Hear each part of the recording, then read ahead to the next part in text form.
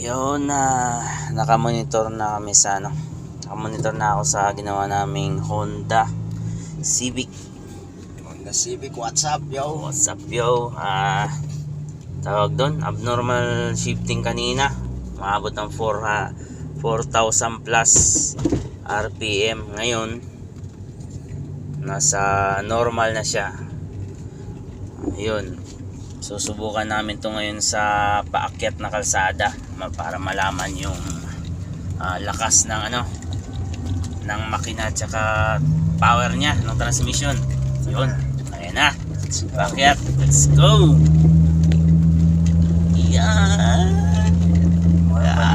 abot. Pasok na pasok, dali na. Yun o. Yan. Minumumba pa yun. Problem solved. Goods. Maganda rin yung shifting niya dito sa scanner. Normal, okay.